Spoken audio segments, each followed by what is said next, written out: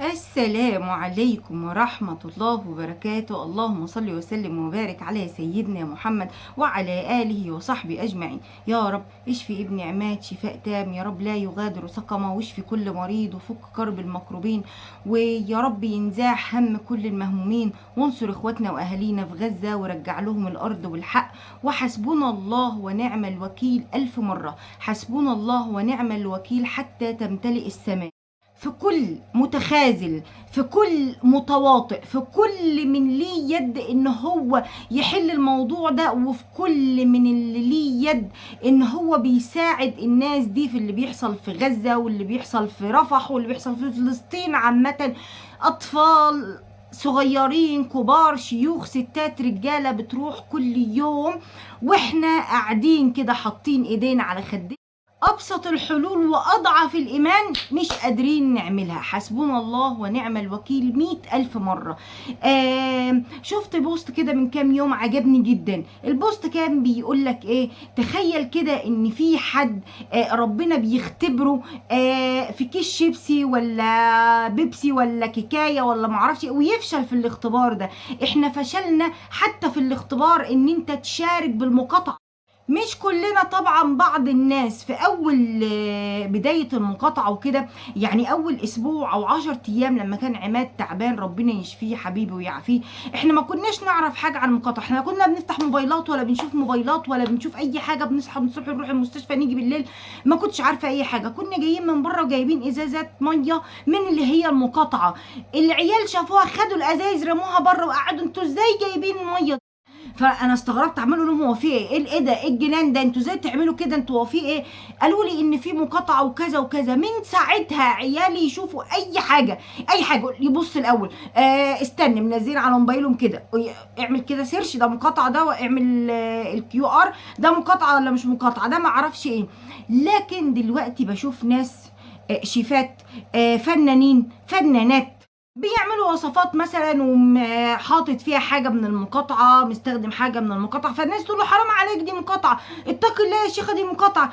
يكون بقى رد من اتنين، يا اما ايه ده والله انا ما كنتش اعرف، يا اما والله اصل الوصفه قديمه وانا كنت مستخدم الحاجات دي والوصفه بتبقى جديده والفيديو جديد. بس في ناس للاسف عايشه على الضحك، يعني انا اضحك عليك وانت هتصدقني والدنيا تمشي، انت عارف ان انا كذاب وانا عارف ان انت بستعبطك، بس اهي الدنيا ماشيه. واخرهم حسبنا الله ونعم الوكيل تاني، الاعلان بتاع شركه بيبسي. شركه بيبسي افلست فكريا، او ان كل الفنانين بقوا مش موافقين ان حد يعمل معاهم اعلان او كذا.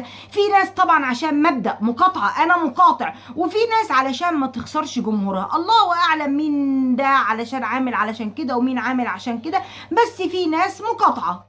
شركة بيبسي بقى حبت تعمل اعلان، لقت ان مفيش فنانين عايزين يشتركوا في الاعلان ده. عملت ايه؟ عملت اعادة نشر للفيديوهات القديمة. يعني ايه؟ جابت الفيديوهات القديمة اللي هي كانت عاملاها تمام، وحطت جمعت الفيديوهات دي مع الفيديوهات الجديدة، عملوا اعلان جديد ان كل الفنانين دول بقى وبما فيهم محمد صلاح قاعدين بيسمعوا الاغنية الجديدة بتاعت عمرو دياب.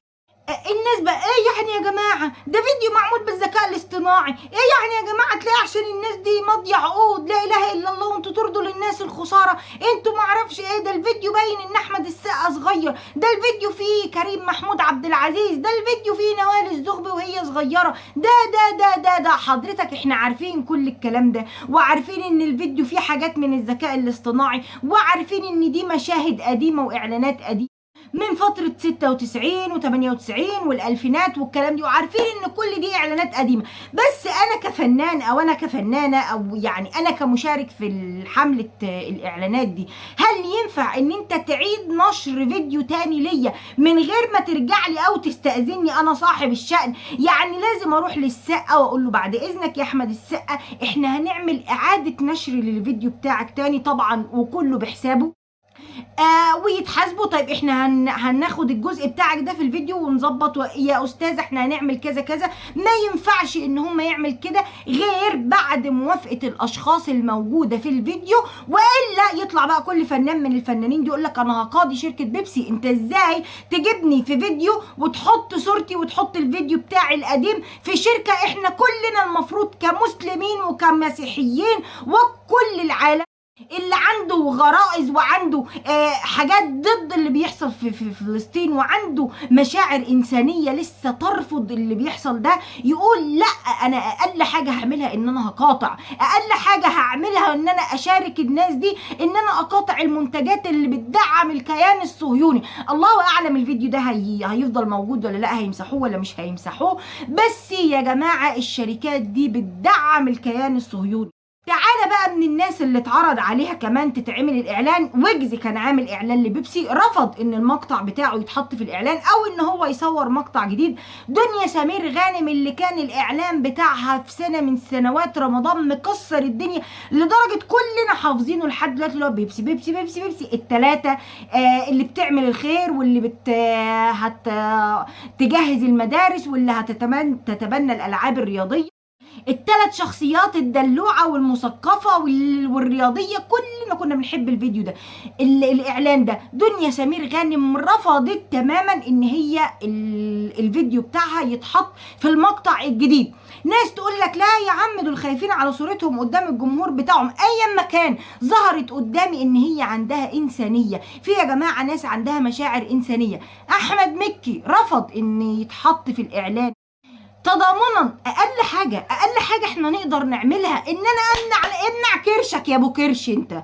والفنانين دول يا جماعه هم انتوا ناقصين ايه؟ انتوا ناقصين فلوس، ناقصين شهره، ناقصين ايه؟ ناقصين انتوا ناقصين تربيه، اقسم بالله ناقصين انسانيه علشان تشوف اللي بيحصل قدامك. مجازر وحروب بدم بارد، مستحلين دم الكل، وانت رايح تغلغوص ايدك في دمهم. وانت بمشاركتك في الاعلان ده ايدك محطوطه في دم الناس دي، انت زيك زيهم بالظبط، ما فرقتش حاجه عنهم، ما فرقتش حاجه عن الشركه الداعمه للكيان الزفت ده، ما فرقتش عن اللي ماسك سلاح وواقف يموت طفل كبير صغير بيبي رضيع ما عندوش اي مشكله. الناس بقى اللي ما عندهاش حال يقول لك يا ده بالذكاء الاصطناعي، هيطلعوا يضحكوا عليكم بالكلام ده، وهيطلع احمد السقا يبرر، وهيطلع محمد صلاح. محمد صلاح انتوا واخدينه قدوه على ايه؟ يعني محمد صلاح ده اول لما طلع كده كان مثال فعلا للشاب الملتزم الاخلاق اللي انت تتمنى ان انت يبقى ابنك زيه في الاخلاق. انا ماليش دعوه في لعب الكوره ولا الكلام ده، انا بتكلم في الاخلاق والاحترام، مش في الشهره ولا الكوره والكلام ده. ايه ده؟ ايه بقاله كام سنه يعني من انحدار لانحدار. شاركت في الاعلام مره ويقول لك اصل دي وكاله واحنا ماضيين، خدوا شرط جزائي، خد الشرط الجزائي. انت هتخسر ايه قدام اللي خسروا بيوتهم، وقدام اللي خسروا عيالهم، وقدام اللي خسروا حياتهم؟ هتخسر شويه فلوس مش محتاجها. عندك شرط جزائي قد ايه؟ ده انت لو طلعت يا عم وعملت فيديو قلت يا جماعه انا محطوط تحت ضغط، انا عندي شرط جزائي، اقسم بالله لا تلاقي الناس دفعته لك. لكن انتوا اتسعرتوا على الدنيا. ايه يعني اللي بيموتوا ولا اللي يعيشوا واحنا مالنا؟ لدرجه ناس معلقه على الاعلان يقول لك ما خلاص بقى يا جماعه بقى احنا نقضي حياتنا كلها في فلسطين، ما خلاص خلصنا بقى. وما تقضيش حياتك في فلسطين ليه؟ هي اتحررت، ما تقضيش حياتك في فلسطين ليه؟ انت تقدر تعيش العيشه اللي هم عايشينها؟ انا مش فاهمه يعني، مش فاهمه يا جماعه بجد. يعني احنا عار على الانسانيه، اقسم بالله عار على الانسانيه.